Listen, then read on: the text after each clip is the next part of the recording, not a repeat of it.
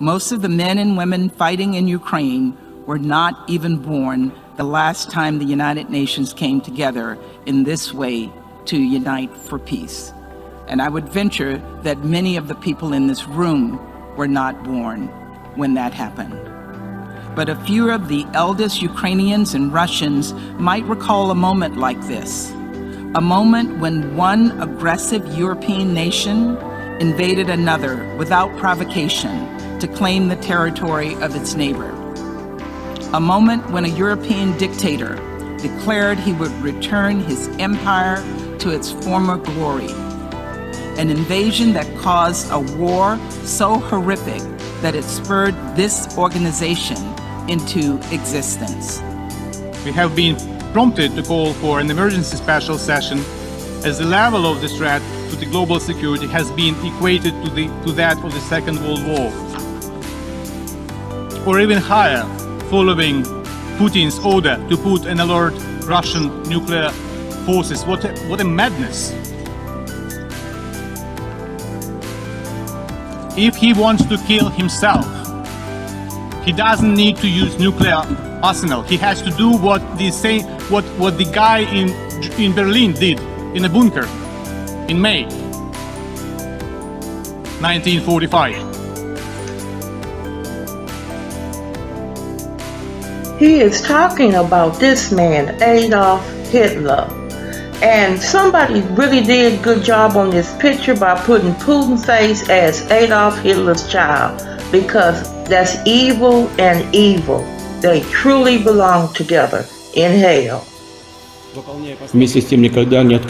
I will never deny my conviction that Russia and Ukraine are of one nation, in spite of Ukrainians being threatened and fooled by Nazi propaganda and joining Nazis, those who during World War II were against us. We are now fighting neo-Nazi brigades. Welcome to Straddled Events. On this channel, we bring you the truth. Sometimes the truth is quite ugly, unbearable, and you just don't want to deal with it. But on this channel, you're going to get it anyway. You are straddling between the fence of good versus evil, right versus wrong.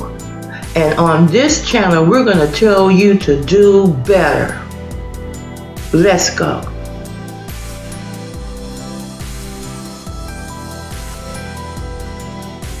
When I seen this picture of Obama standing over Putin, all I could think of was Obama was thinking, I ought to slap the shit out of you. Just for being stupid. You know you lying. You should be slapped back into that Congo. Russia's conflict with Ukraine dates back many decades. At the heart of the discord has always been power, sovereignty, and Western values. Here's why the conflict has extended beyond the two countries' borders to involve the US, NATO, and a host of other countries. The Soviet Union, also known as the USSR, was once a socialist nation that included Russia, Ukraine, and 13 other states. It was the largest country in the world at the time, and its people spoke over 130 languages. From the 1940s to the 1990s, the USSR and the US and their allies became locked in what became known as the Cold War, a long, tense conflict for world dominance between capitalism in the West and communism in the East. NATO, the North Atlantic Treaty Organization, was created during this time to provide collective security against the Soviet Union. The membership-based military alliance, which exists to this day, would promote democratic values and cooperate on defense and security-related issues. During this period, the Soviet economy, military, and government was faltering. When Mikhail Gorbachev came to power in the 1980s and introduced a new set of freedoms and political reforms, some took advantage of this and started independence movements. By 1991, the USSR had completely devolved, the Cold War ended, and Gorbachev resigned. This is where the conflict really begins. The breakup of the USSR left sore wounds for some Russians, including Russian President Vladimir Putin. Putin called the end of the Soviet Union the greatest geopolitical catastrophe of the 20th century, and has been trying to gain control of the region ever since. At the same time, since the 1990s, many post-communist states requested and have been granted NATO membership, threatening Russia. Russia is especially concerned about Ukraine joining NATO and the European Union. Ukraine shares many cultural similarities with Russia, especially in the eastern and southern regions which are Russian-speaking. Putin has argued that Ukraine unfairly inherited historic parts of Russia during the demise of the Soviet Union. In 2014, Russia illegally annexed Crimea.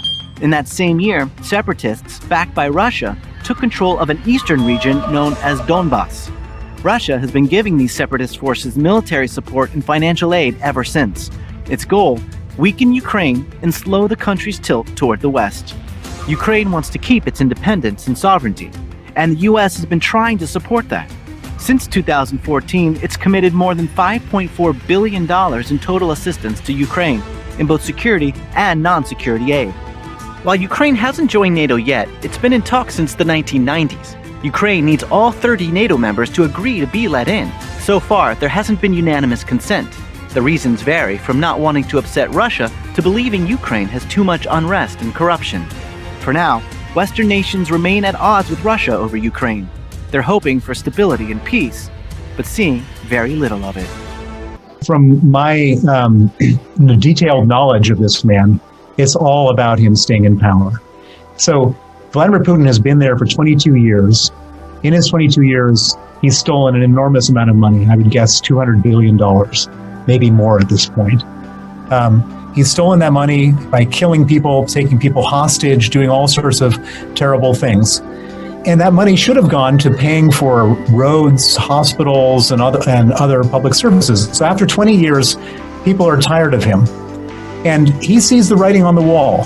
In Belarus, 18 months ago, the people rose up against Lukashenko and wanted to replace him after a fraudulent election. And it was only because Putin sent troops in that they ended up getting, that Lukashenko is still in power. In Kazakhstan, just at the beginning of this year, there was a major effective coup where they got rid of the Nazarbayev family. And so Putin saw this and he thought, this is coming for me. This is going to happen to me if I don't do something dramatic. And so what do you do if you're a dictator? You need to stay in power in order to stay alive, and you believe that your time is almost up. You start a war. You deflect whatever anger people might have towards you, towards a foreign enemy.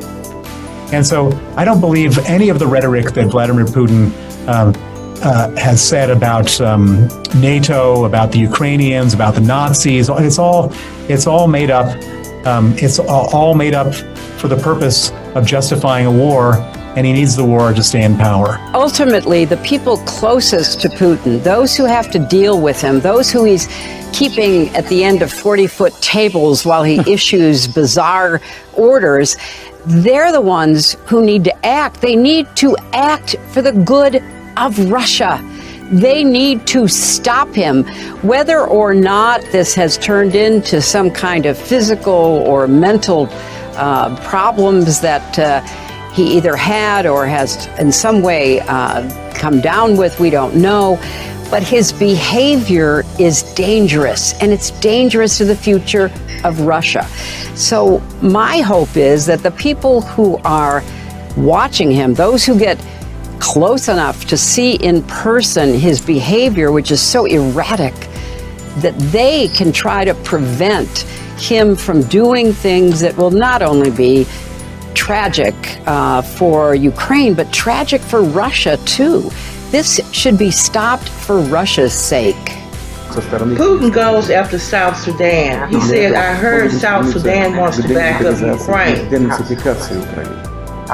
You have 24 hours to apologize. Otherwise, Lord knows. Not because I was the one. And they apologized and fell for it. Being the leader of the country, I have to apologize. Belarus President Alexander Lukashenko, a close ally of Vladimir Putin, appears to have accidentally revealed top-secret plans to invade a new country. The dictator appeared on live TV while positioning in front of a battle map that seemingly indicates a planned Russian operation. The map included Russian lines of attack into Ukraine, some of which have already occurred, and also a line of attacks which have not yet happened. One of those seems to point to an operation stretching from the Ukrainian port of city of Odessa into Moldova. Mr. Lukashenko's apparent blunder came within hours of the Ukrainian parliament confirming the presence of Belarusian troops in Ukraine. So Moldova, y'all in that?